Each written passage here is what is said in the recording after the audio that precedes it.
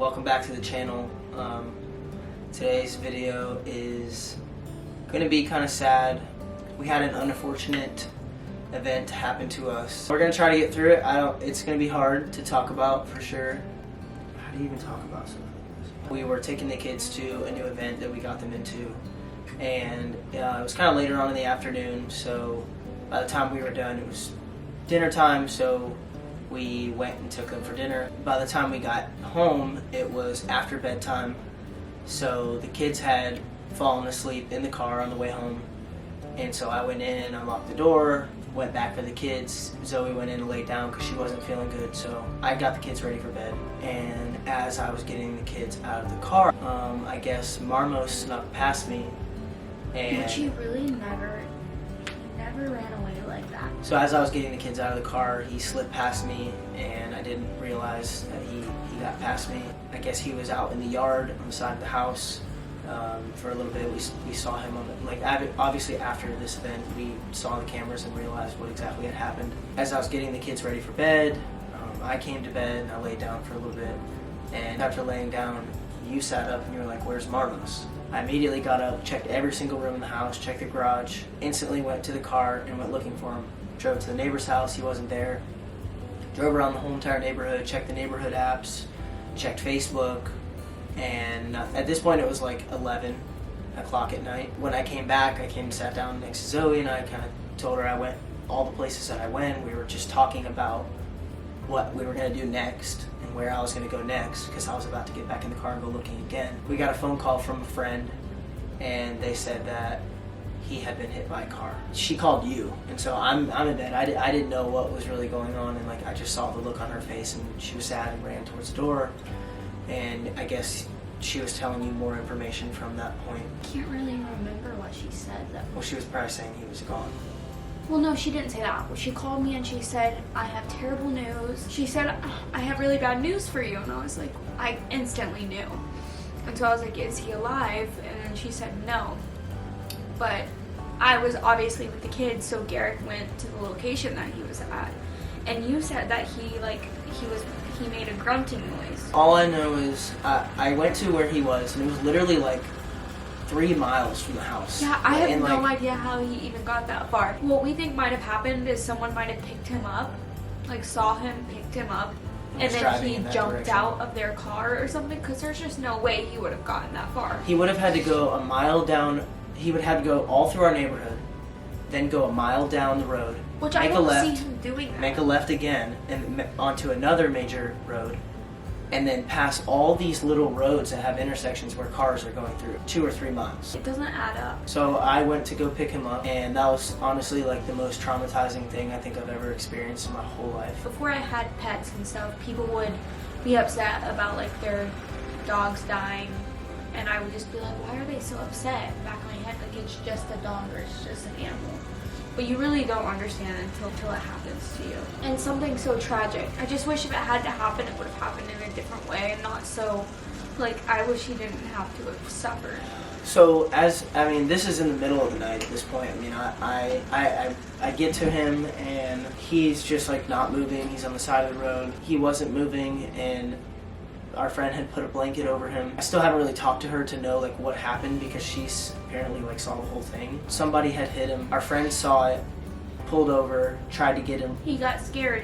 He's super scared of people, so he ran into the road and he got hit again. And then he got hit again the third time, killed him. When I got there, I just picked him up, I put him in the car, and he kind of grunted when I picked him up, but his tongue was hanging out of his head. And I did a lot of research afterwards, and I don't know if that was a grunt that you just do when you're dead, and your body's moved, or if he was still there. I really don't know. I just was talking to him the whole time. I was calling all around trying to figure out where I should take him. Really didn't know if he was alive or dead.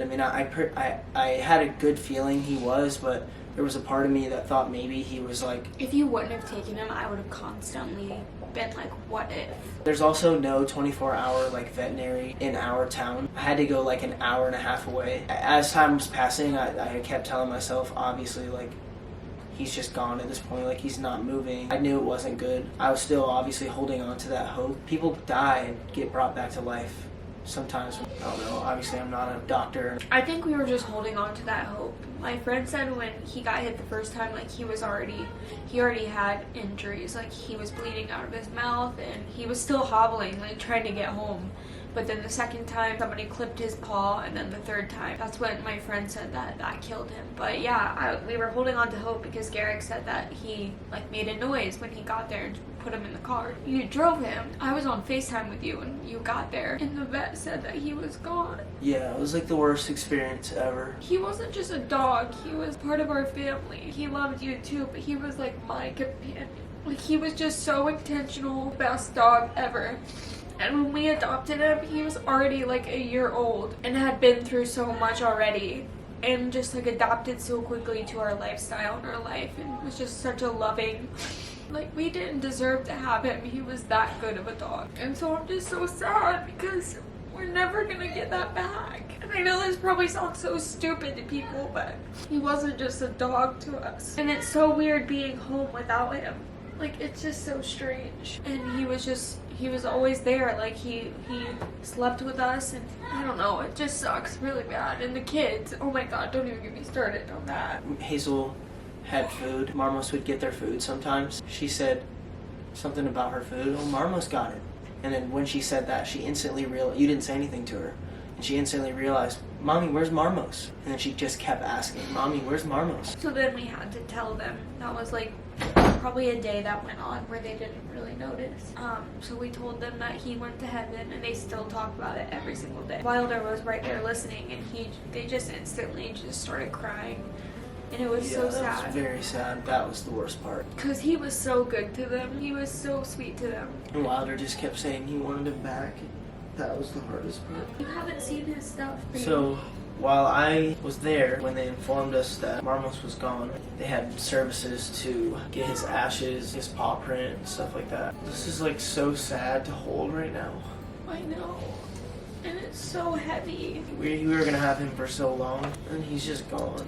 So this is his paw print. And here's his ink paw print. This is the one I want to get tattooed on me. And then they gave us, oh my gosh, this kills me.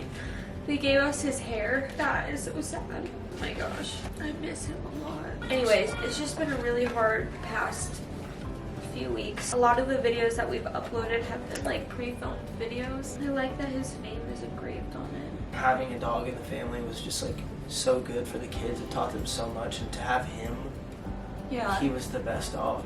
He was so good. So many people ask us about Fufu still, and like even when Fufu was here and she had all of her like aggression problems, he never took from that. He never learned from that. He wasn't just a dog. What do you thought you too? Can you What? tell me? He wants to know what this is. Tell him. Mommy, please tell me what it is. This is Marmos. This is? Yeah. What do you mean it's Mama's? These are his remains. Oh, what His is that? soul is in heaven, but this is him in here. Are you sure? Yeah. But I don't think that's heaven. It's not him. But this is just his remains, like his paw He's print. in you? What do you mean he's in you? It's kind of hard to explain. When you die, you either get buried under the ground or you get turned into ashes. Marmos got turned into ashes, and his ashes are in here. But his soul is in heaven. These are just his remains. Okay. I love you, Mamos. You're a good boy. I love you. Love you, Mamos. That's Marmos. That's his paw print. Hey, Daddy, how does Mamos do this? They put ink on his paw, and then they put his paw on the paper. On the paper? Look, that's his fur. Do you remember his fur? Yeah. Rest in peace, Marmos. I love you, buddy. We're here, guys. Come here, doggy. Yeah.